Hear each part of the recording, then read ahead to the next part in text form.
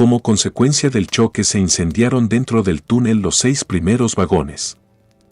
Hasta el momento han sido extraídos 26 cadáveres de los vagones que quedaron más cerca de la boca del túnel y se supone fundadamente que dentro del mismo se encontraban aún más, ya que hasta el momento y por causa del incendio, que aún sigue, no ha sido posible penetrar dentro del túnel. Así relataba el ABC el 4 de enero de 1944, un día después de que se produjera las primeras informaciones sobre el accidente de Torre del Bierzo, considerado el siniestro ferroviario más grave de España y del que este jueves se cumplen 75 años. A pesar de todo el tiempo que ha pasado, aún persisten algunas incógnitas en torno a este suceso que el historiador Vicente Fernández Vázquez, Tito, promete despejar en las próximas semanas con la publicación de un libro, La verdad sobre el accidente ferroviario de Torre del Bierzo 1944. Hoy tengo la seguridad de que es la verdad de todo, que arroja luz sobre todas las diferencias de criterio a la hora de hablar de víctimas de la censura. Apunta Fernández Vázquez, después de estudiar toda la documentación existente, a excepción del informe de Renfe sobre el accidente, desaparecido del archivo de Palencia, leer más de 300 testimonios de la época, algunas entrevistas y el hallazgo de varias fotos inéditas, entre otras fuentes.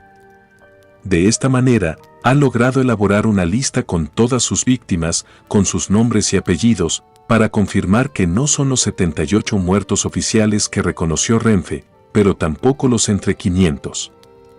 y 800 de los que habla el libro Guinness de los Récords. Ni tan siquiera se acerca a los 250 fallecidos que señalan los estudios más recientes. Para el historiador, sin querer concretar la cifra antes de que vea la luz el libro encargado por el Ayuntamiento de Torre del Bierzo para conmemorar ese 75 aniversario, es bastante más baja de todo lo que se ha dicho y escrito, pero seguirá siendo el accidente ferroviario más grave en la historia de España.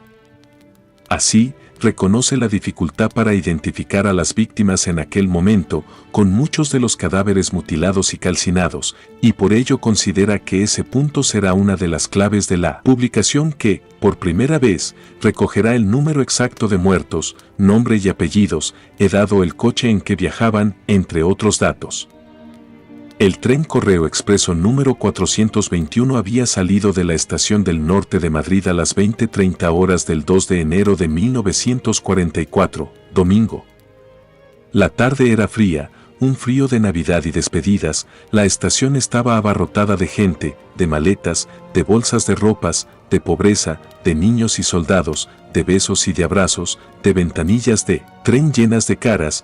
Los vagones llevaban más gente que nunca hacia los pueblos, escribe la protagonista del documental, El túnel número 20, de Ramón de la Fontecha, que es una de las supervivientes. Y así se puso en marcha, con sus 2 locomotoras de vapor, una americana y una mastodonte, y sus 12 vagones, con cientos de viajeros de todas las edades y de todos los puntos de España. Las 7:45 horas del 3 de enero entra el tren Correo en la estación de León, lo hace ya con 1 hora y 10 minutos de retraso. La primera de las locomotoras, la americana, tiene problemas en el sistema de frenado, pero el jefe de la circunscripción de tracción de León, Luis Raskin, ordena que siga adelante con el viaje, para no añadir más retraso. Cuando llega a Astorga, pasado el mediodía, ya acumula 2 horas e inicia el descenso que le llevará a entrar al Bierzo por el puerto de Manzanal, donde está la rampa de Brañuelas y el túnel del Lazo, 2 de los hitos de la ingeniería ferroviaria del siglo XIX en España. Los problemas mecánicos se agudizan y los maquinistas deciden dejar una sola locomotora en la granja que, incapaz de contener la velocidad que alcanza el convoy en esa cuesta, ya no puede hacer la parada de Álvarez. El tren Correo desciende sin control, intentando frenar por todos los medios y con la alarma incesante con su silbido de vapor. Pasan 10 minutos de la 1 del mediodía cuando entra desbocado en la estación de Torre del Bierzo, que ya había sido alertada, y se dirige inevitablemente hacia el túnel número 20. En su interior hay otro convoy, una máquina con una plataforma y 2 vagones de carbón, que está realizando una maniobra. Advertido del problema, trata de abandonar el túnel en dirección contraria, pero no le da tiempo y son despedidos varios metros en el choque. Ese era solo el principio de la tragedia. En vista del retraso que acumulaba el tren Correo, en la estación de Bembibre se autorizó el acceso a un tren de mercancías formado por 27 vagones cargados con 900 toneladas de carbón remolcados por una máquina, Santa Fe. Tras cruzar el túnel 21, el maquinista y el fogonero del convoy que se encontraba de maniobras dentro del túnel salió al encuentro del mercancías para tratar de que detuviera la marcha. Tampoco fue posible y en el interior del túnel las llamas agravaban la tragedia y convertían a los vagones en una trampa aún mayor, impidiendo el rescate de las víctimas que habían quedado atrapadas. 5 vagones quedaron atrapados en el interior del túnel número 20. Vicente Fernández explica que el maquinista y el fogonero, que iban en la locomotora del tren Correo, sobrevivieron al choque. Y no saltaron del tren, como dice alguno que los vio saltar, apostilla el historiador, mientras añade que en el furgón doble que iba a continuación, donde viajaban los ferroviarios, entre ellos Luis Raskin, que se salvó, murieron casi todos, pero no era un número muy elevado, y en los coches de correos no se contabilizó ningún fallecido, solo algunos heridos. Así, desmiente a quienes dicen que perecieron todos los viajeros del coche de primera. No mueren todos, ni mucho menos, en algunos departamentos se salva mucha gente, puntualiza, siendo el coche mixto de primera y bar el último que quedó dentro del túnel.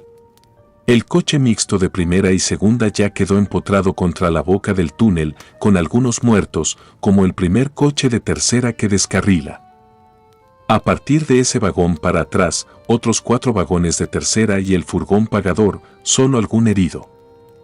No descarrila ni alguno que iba dormido, ni se entera, apunta Fernández Vázquez, que insiste en que es imposible contabilizar 500 fallecidos. Y es que, detalla, aunque el tren hubiera vendido muchos más billetes de los disponibles, el coche de primera tiene 46 plazas y el mixto con el bar la mitad. Pensando en que fuera al doble de su capacidad ocupando pasillos y todos los huecos y que hubieran fallecido todos los viajeros, que no fue así, no podríamos ni hablar de más de 150 personas. Razona. En su investigación, el historiador confirma el problema de frenos como la causa principal del accidente y sostiene que hubo toda una cadena de errores que agravaron sus consecuencias. Eso sí, es más severo a la hora de valorar la responsabilidad de las 4 personas que fueron juzgadas por estos hechos, entre ellas el maquinista, el fogonero y el propio jefe de la circunscripción de tracción de León, Luis Raskin. Hay quienes les exculpan de todo, yo pienso que hay responsabilidad de ellos y también de Renfe, que permitió que siguiera circulando el tren en esas condiciones, cuando no había garantías de que no hubiera un accidente, recalca. Pero lo más importante para el historiador es el lado humano de la tragedia, con un reconocimiento a sus víctimas, durante décadas castigadas al olvido por parte de la dictadura franquista, que quiso acallar interesadamente la tragedia.